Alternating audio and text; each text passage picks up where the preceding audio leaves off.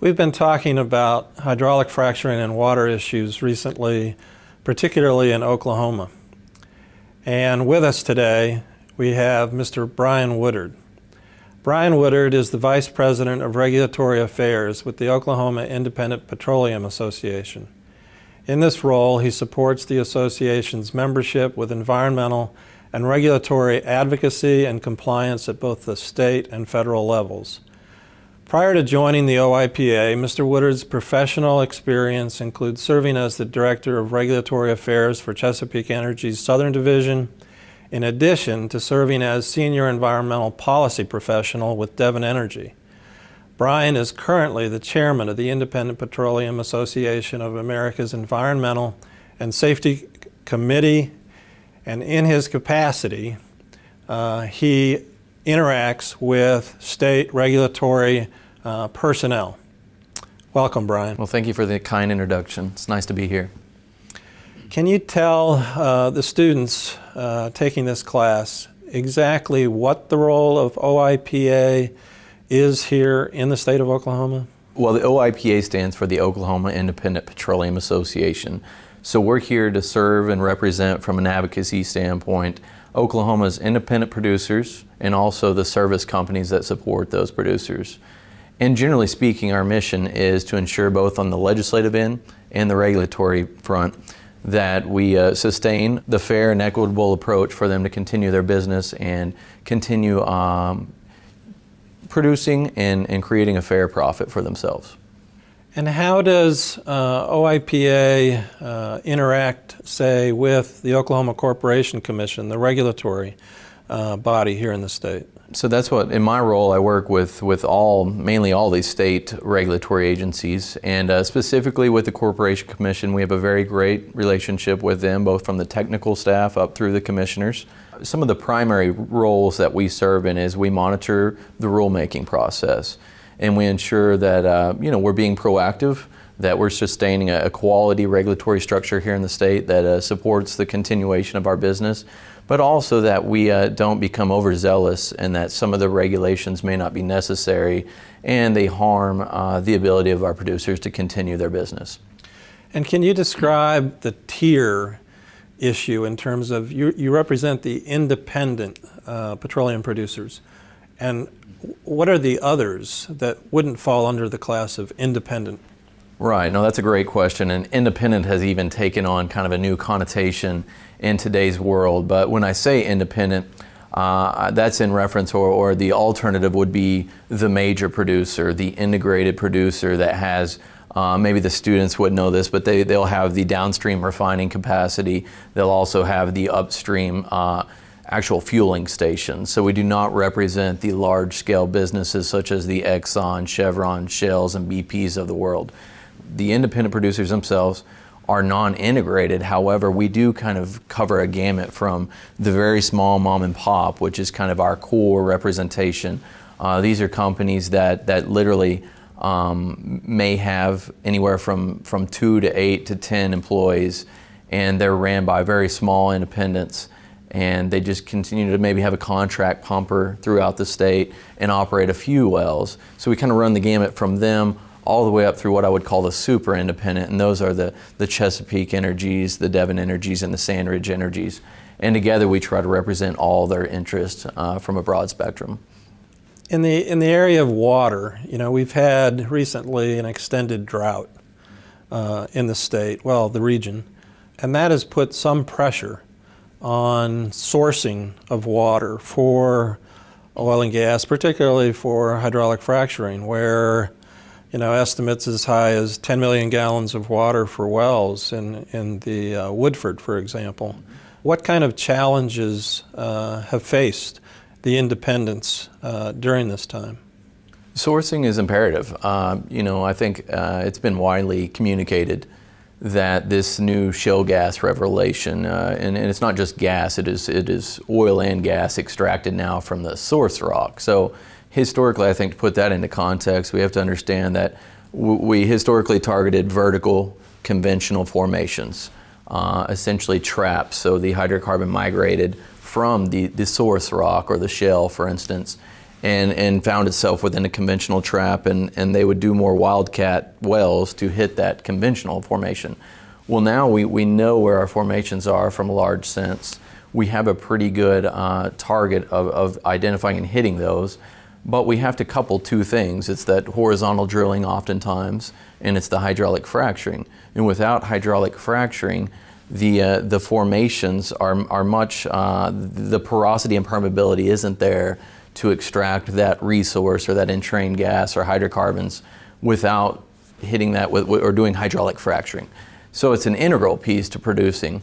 But with that, as you said, you need some amounts of water.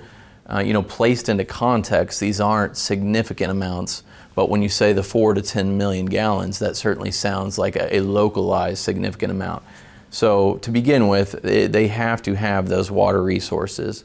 So industry is engaging in a lot of research. They look to a lot of sources, whether it be surface water bodies, groundwater sources, and then the other thing is these aren't always fresh water that industry is using. The historical perspective was that we had to have a freshwater stream to work to conduct our hydraulic fracturing treatments. Industry is continuing to enhance their chemical compatibility of using whatever surfactants they're using downhole, or whether it's a scale inhibitor or some kind of control for microbes, whatever it may be. We're beginning to get a lot better with the use of non-fresh water. So we're also identifying aquifers that you wouldn't necessarily consider for drinking or for feeding livestock, and they're tapping into those. So it's big to understand the context of that quantity too. When we say 4 to 10 million gallons, it does sound significant. But if we were to equate that maybe to what was used, let's say that might be something along the lines of a center pivot running in Oklahoma to produce about 16 to 20 acres of corn. That may be something along the lines of what one of our municipal golf courses uses in about a 20-day period. And that may be along the line of what Oklahoma City uses almost just on a daily basis. So it's, you kind of have to use those water volumes in context. No, I think that's a good point. And we've looked at that earlier in the course where if you compare water usage from the oil and gas industry with municipal water uses, with agriculture, with other sectors, hydroelectric power, it's a very small percentage of the total, typically less than 1%. But, in times of drought, there have been some local issues, challenges in terms of the amount of water that's needed and where one can find it. And I think that has encouraged industry to not only look at other sources, but to look at the potential for recycling. Can you say something about what's kind of the latest in terms of recycling here in the state? Yeah, so for our producers and representing them, it's a complex topic, both recycling and reuse. But when I focus on recycling, it is something we support. Obviously, any kind of efficient use of water and the ability to reuse water is significant and something we wholeheartedly would get behind and support. But there are many issues when we talk about recycling. On its face, it sounds good, as I stated. But there are what I would say 3 or 4 different aspects to recycling. First off is scalability. You have to have a large resource play. And when I say large resource play, you have to have a large size, either leasehold or a continuous one very large ranch. But generally you have to have a surplus and a need. And you have to have that related in time and nearby each other. And so oftentimes when we see the larger independents that have significant development plans, and when I say significant, 100 plus wells that they plan within the year, it can work well for them because they have that scalability there, and they have the surplus, which is the flow back potentially from one well that they can easily get to their next well to use.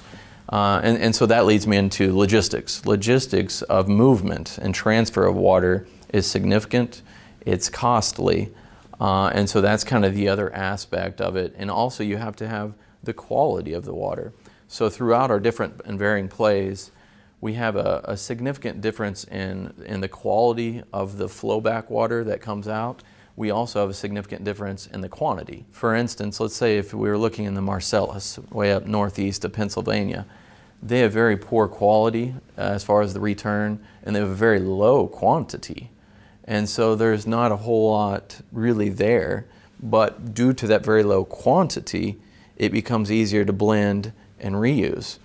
If we would look to a Cana Woodford, which is just west of Oklahoma City in Canadian County, Kingfisher County area, they have a very good quality, and they have an adequate quantity, so it really incentivizes them to reuse that product.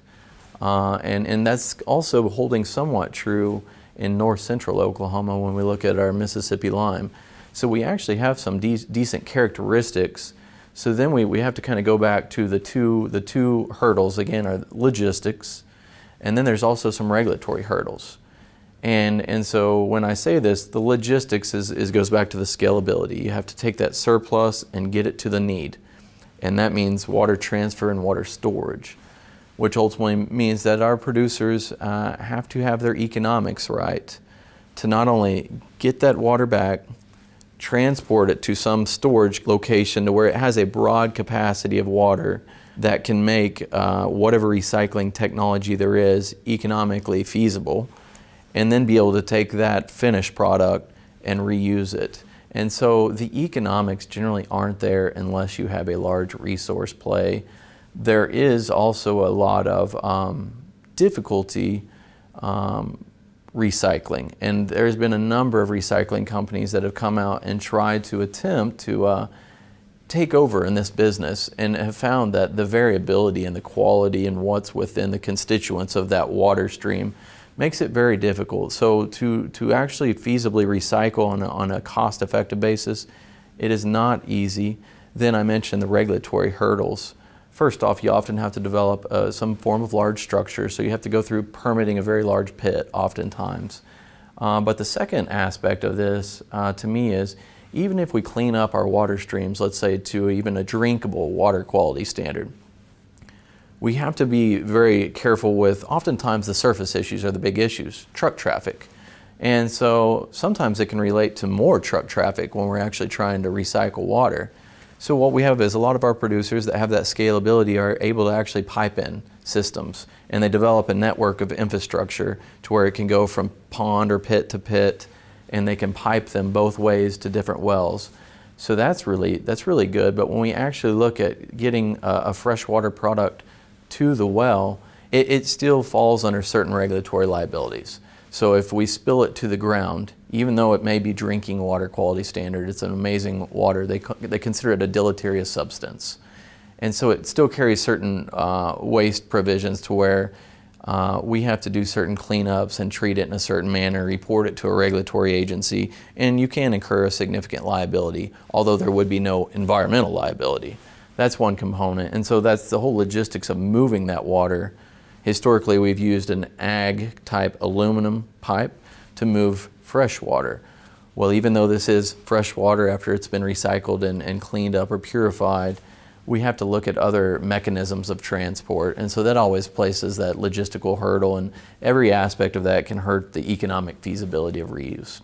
For our very small mom and pops, they don't have the scalability. They may be drilling, let's say, 2 to 6 wells yearly, and they need the water here, and so they do purchase the water from some source, and they'll use it that one time and then take their excess flowback water to a disposal well.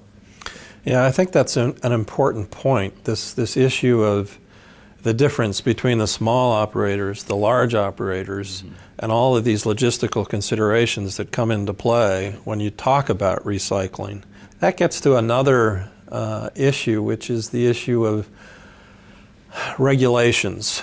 I know here in this state, the Oklahoma Corporation Commission recently has been fairly flexible in terms of working with people like Devon on the issues you just described in terms of going to larger impoundments, which prior to recently were not permitted. So can you say something about the whole issue of one size fits all in terms of regulations, in terms of the states, in terms of the federal government? It's a great question, and I do appreciate your term of impoundments. So I think we can see that a one-size-fits-all regime absolutely does not work with our industry. It truly doesn't. It may work very well for very large industrial-like sources, but our industry is very complex, and it is full of small sources throughout that are in need of certain flexible standards. And working with the state regulators, we have a very good dialogue. They're right here in our state. They understand the dynamics, whether those are a social dynamic or whether those are regulatory or whether those are a geological complexity.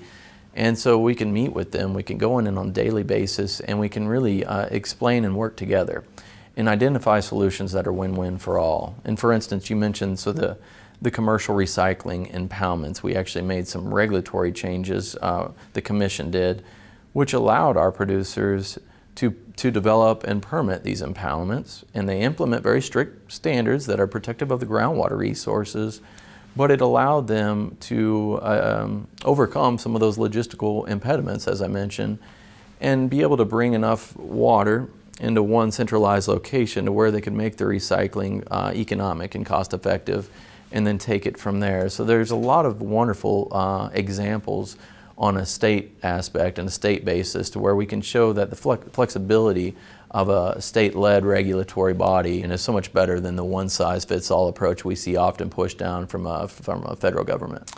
Well, I want to thank you for being with us today. I think you've provided some valuable insights, not only to issues here in Oklahoma, but issues that producers and the public face throughout the country in terms of hydraulic fracturing and conservation, protection of water resources. Well, thank you very much. I appreciate being here.